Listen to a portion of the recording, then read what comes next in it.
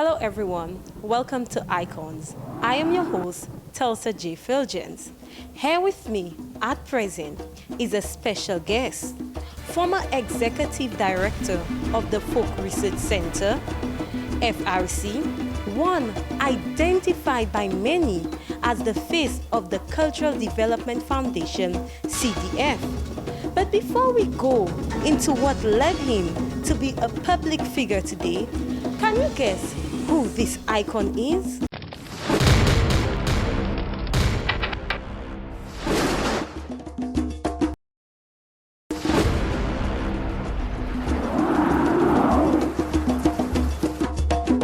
Welcome back to Icons. We will now go directly to our guest, who is also a champion of arts and theater in St. Lucia and the Organization of Eastern Caribbean States. If you guessed Mr. Kennedy Booth Samuel, you are right. Good day, Mr. Samuel. Thank you for being on our show. Thank you for your invitation, Ms. Williams. You're welcome. In preparation for what took you to your current position, can you tell us who Mr. Kennedy Booth Samuel is? Well, Mr. Kennedy Booth Samuel is the person right in front of you. If you want me to go way back, I grew up in a very strong Catholic family. Very typical St. Lucian Catholic family. Very, very strong church-going family. My mother was a teacher, my father a police officer, long-serving police officer. So I grew up with a disciplined background, much love for education. But apart from that, from my mother's side, I grew up both in Castries and in Micoud. Castries, my father's side, Micoud, my mother's side. From my mother's side, you would know our St. Lucian hero, Cessin Descat, was her aunt. So Cessin was my grandaunt, so you can imagine that I grew up with a lot of St. Lucia's traditional culture around me, influencing me in a lot of ways. And in Castries, a lot of the culture of the urban community influenced me. I went to school because of my mom especially, and the discipline of my father. A lot of value was placed on education. I went to St. Mary's College. After St. Mary's College, I went to sixth form at St. Mary's College. I think I was among the last batch of students that went to sixth form at St. Mary's College before the A-level college was established at Des Moines. Following that, my education went through to Mona, Jamaica, the University of the West Indies, where I studied a general degree, social sciences with language and literature, and went into the study of language and literature in particular, and got a love for Caribbean writing, for Caribbean arts and culture.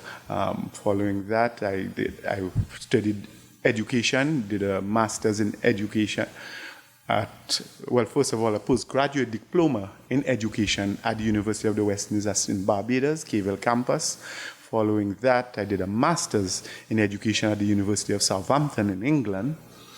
I also did a master's I took a horizontal turn in life and did a master's in arts administration. And that was at the Columbia University in Manhattan, New York. Following that, I also studied in Italy, did a postgraduate diploma in the management of cultural projects, and that's in Turin, Italy. So I did have a very deep academic background in both education and in the arts, particularly arts administration. I have been one of the founders of the popular theater movement in St. Lucia, and around the Caribbean, the development contributed quite a bit to the development of the popular theater movement and using theater for education. I've been a theater director, an actor. I've produced for television, you name it. I have a far and wide-ranging experience in the arts and culture, particularly in the area of cultural research. That's where my input into the Folk Research Center. I was a founding member of the Folk Research Center, and cultural research has been a large part of my adult life, cultural research and education on St. Lucia's culture. Okay, wonderful. Thank you very much. I love the fact that you kept on saying culture, culture, culture. Because what I notice, when people hear the word St. Lucia, or when they look at a St. Lucian, they normally think 7 times British, 7 times French, independent nation, and also they look at the Creole language, or good bit of us would say the patois. But I can recall as a child growing up, my mother used to tell me some stories, not just the Kopelape stories, and we also did that at school. I remembered other stories like Gojol Gobude Patfin, Filambo, come here, Filambolo, come here, and Kakawat, stay there. Also about no mommy, don't pull my hair. For you that bury me alive. The point I'm trying to get to right now, when I look at a majority of kids in St. Lucia today, they don't really know those stories. And I want to find out, what do you think is the cause of parents today not keeping that tradition? Because all of those stories, even the stories where they would go like the La Diablesse stories, or some people be like La Diablesse, all of those stories also had a moral behind it. And I realized we growing up that some of us are not passing down that. It's like those storytelling, it is dying out. Do you think it has to do with modernized technology or the mentality of thinking? Because it's not like some parents do not know the stories, they just did not pass it on. Well, reasons are wide ranging. You said you know the stories, and I knew the stories, and we learned those stories from our parents, from our grandparents. I mean, I knew a lot of these stories because of my grandmother. She was a storyteller, and she would tell us stories, and I grew up on the stories and so on. Times change. Even though they do not know these stories, remember, all generations create their own stories to tell the children, and so you would listen to things like, say, the calypso reggae music. These tell stories. These are ways we continue to tell stories. So we do have, the storytelling has continued, not in the way that you know, but some of the stories that you know. You make a very important point. A lot of the traditions and so on, it's connected with our history and the kind of development path we have taken, that we have not given enough attention to what we have, who we are, the riches and our own value. We have created a system that was very dependent on outside, on what the outside world told us, because of the legacy of colonialism and so on. And probably it's only around the 70s there were some serious movements, Black Power, cultural nationalism and so on, to begin to study ourselves and to create a lot more pride in ourselves. A lot of our systems, the education system, the legal system and so, did not catch up with some of these movements. And up to today have not caught up with our liberation as yet, our independence. And you would find that our education system, which is so much responsible for the upbringing of our children and so on, has not incorporated our traditions, our values within that system in terms of passing on to children. So we have largely ignored ourselves, as though we do not matter and we depend on others to teach us how to be people in the world. Hopefully that is changing a little bit. We have coming, say, with the Caribbean Examinations Council that forces us to develop curricula that reflects ourselves, that reflects our values, that reflects our needs and reflects our direction and so on. Hopefully we can see some changes in these. I mean, there are still some worries. Things like our history, we are worried that it's not taught enough in school. We see the diminishing of things like literature, the study of literature and the humanities. It is within those areas that we come to appreciate some of these very stories. And we see the diminishing of these in our education system up to today. And we are breeding generations that are not in touch with some of those traditions that carry our values. And so they breed children and they do not have the tools to pass on some of these. So we have a lot of work to do to recapture and re-understand some of our values and keep some of our forms, some of our traditions, and ensure that they remain a foundation upon which we can innovate and give to the world. If we do not pay attention to the foundation, to the roots, sooner or later we will die. So it's very important that we very quickly pay attention to the roots, pay attention to our foundation, and let it be there as a tremendous resource for the new generations to innovate, to create new things and to go on. Because although we make new things, we talk innovation and new things, but they are as strong as their roots. The fads will come and they will go. But the things that are planted, solid foundation in our heritage, in our values, in our roots as a people, are the things that will stand and keep us alive for generations and generations to come. I can remember you talking about your grand aunt, Sesendeska. Did she have a part to play in where you are today pertaining to culture or theater? And if she does, or even if she didn't, what actually gave you that spark to go into that direction? Well, yes, she did. Sesen, who we call Titi, very much so. Because of who she was, I mean, folk singing, folk stories, folk dance, and so on was always around my family, okay, from a young person. But I must admit, it's more in my adult life that I came to really value her and what she was doing and her contribution. Coming to the Folk Research Center, I built a new and very strong relationship with my grand aunt. Spent many hours with her, especially in her later years, and so on. So yes, she had a tremendous influence on me. But I must tell you that in terms of decisive turn in my later years, I think that must have started from the St. Mary's College, the influence of Monsignor Patrick Anthony, who we call Pablo. I think St. Lucia has not fully appreciated the contribution of this young priest. He met a group and organized a group of us from St. Mary's College into what we call the Study and Action Group. And we began, and our main concern was in development, understanding development of our people and how we could contribute.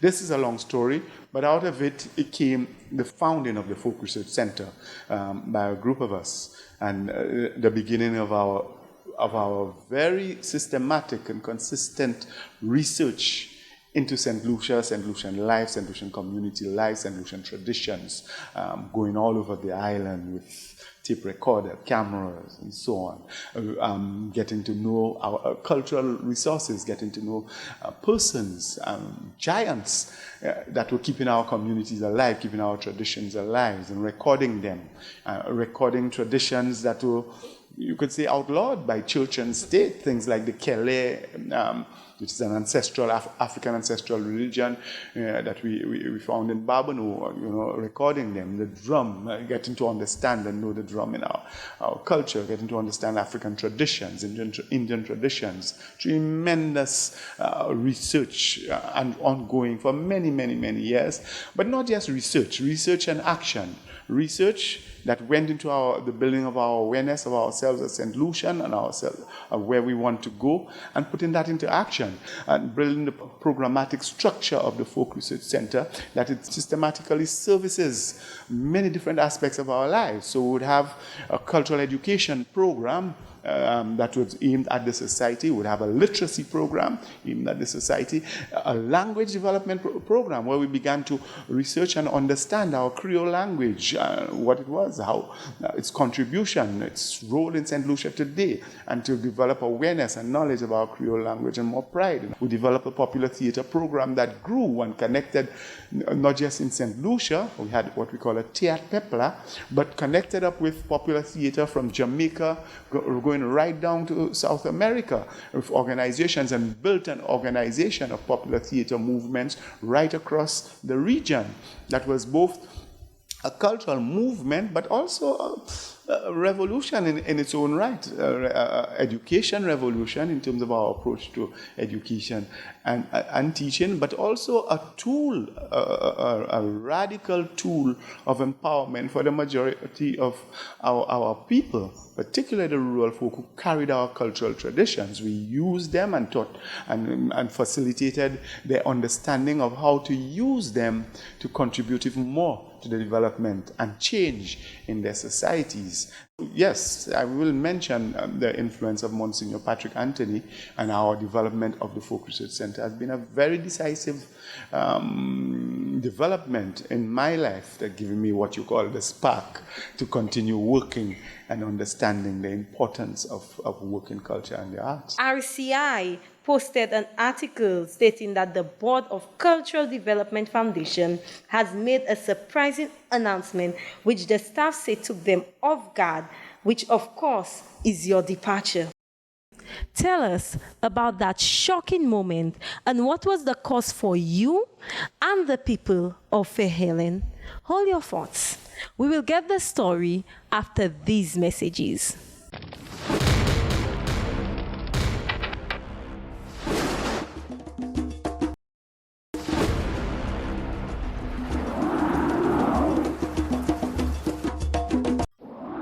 Welcome back. Mr. Samuel, can you please tell us about that critical moment when you departed from CDF, being a champion which polishes the Lucian identity? What was the cause for you and the Lucian's art and culture? You sent me into a very difficult area. I have not understood it myself, so I cannot explain it to you. The board of directors of the CDF moved me on for whatever reason. I think I could explain to you that the CDF, we were involved in a rebranding and refashioning of the organization, a very necessary process, and we had been in it through the process for many months, and we were coming to the end of it all. And then, the board of directors, through the chairman, informed me, that my contract would not be renewed. But it was not me alone. There were other artists who have been very much experienced in cultural work and so on, who were part of CDF and very valuable to CDF, that CDF dropped at the time. I could mention George Fish Alphonse, I could mention Gandol Sinclair, and then there was myself as executive director. And in a sense, when you look at the development of cultural work in St. Lucia, these were the three of the most experienced cultural contributors and most connected to our cultural communities. I did have a worry that the new CDF, a lot of bright ideas of innovation and moving on into the future, and the young and so on, losing out on the importance of keeping connection with their roots. There was a board, was a very good board from what I remember, lots of ideas, a very disciplined board, and they were working. So I just had the hope, and still have the hope, that they would continue to be a very effective organization in St. Lucia. But it was not, me moving on was not anything of my doing. Yes, within culture and the arts, there is scope for industry and for bringing more wealth to our communities. I'm talking money, wealth, and so on. But the culture of our community is much bigger than that. And if you're only talking culture in terms of profit and loss and money and so on, if that's the only value that you are seeing, I'm sorry, we will continue to lose more and more. Probably get more money, but become poorer and poorer, if you understand what I'm saying. So in essence, the value of culture is not known for what it really is worth. And also, I like the fact that you are talking about the value of culture. Because what I got from that, do you think that it has a part to play with the country itself? Because at school, you don't really see that teachers actually teach culture as a separate subject in school. So do you think now that the government of St. Lucia should actually implement a subject called St. Lucia's culture in school so people can now understand culture and see a difference in culture in the future? You're talking about culture across the curriculum. Running of government, you're talking about culture across ministries, the importance of it. There's a fundamental importance for the subject of history and culture of St. Lucia for our people. Creole language, which has been the mother tongue of a majority of St. Lucians for so many years, and I'm talking about the French Creole language, our Creole, we see little changes in the language structure right now, has never been in our school system. As a matter of fact, for many years, it was forcefully stamped out of the education system. So it has not been as a subject in its own right, neither as a tool of instruction within our school system. And poor job, first language Creole speakers in St. Lucia, a real opportunity for education for our people. So we have generations of people that did not have an equal opportunity for education just because of the lack of awareness and lack of incorporation of the native language within the school system. So yes, it is a tremendous problem that we need to undo. Okay, I am so thrilled. I am so happy you said that because we as St. Lucians do not have our own language taught at schools, yet still we have other foreign languages like French, Spanish, and we get people right here in St. Lucia who can speak the Spanish, who can speak the French, and they themselves cannot speak the Creole language. We say things like the Creole language will interfere with their learning of English, with their learning of the proper learning of English. But somehow the other foreign languages that they learn does not interfere. But somehow we carry those negative attitudes towards ourselves and our culture, and we carry it into our lives, into the systems that we create, into our work, and then we do our people a disservice who carry our tradition. People from around the world value us. They see so much value in us, so much beauty in the diversity of culture that is St. Lucian. But we ourselves are our own worst enemy. Looking back at all what you have done, who you are, a fighter for genuineness, one who relentlessly sought to ensure that St. Lucian flavor was at the heart of national events and celebration. What do you see today that is most heartbreaking, that need attention towards the Lucian's essence, our audience in general, to keep them motivated in whatever field they are going into so that it can be a success? Because even if you are no longer with CDF, you still have that drive to go on, and you still have that passion towards your focus, which is the art, the theater, the culture. So some of our viewers, they might think, oh, because I'm getting some challenges, I want to give up. But they must have had something, right, deep inside of you, that fire that gave you that drive to continue going. You could share some of it with us. I belong to a beautiful nation, a tremendously strong. We have a heritage that can contribute so much to diversity in the world and to the strengthening of world culture, world peace, etc. I mean, it's the area I love. I've developed the passion for it.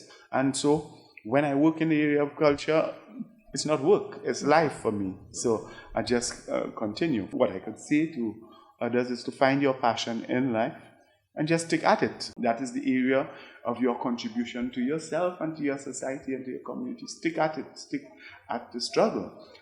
You asked earlier about what saddens me most. It is sad, the struggle we still have.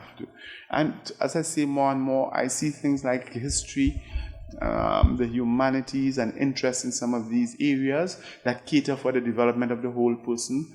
I see it dwindling more and more and more. We run after developments in technology and so on, which is necessary.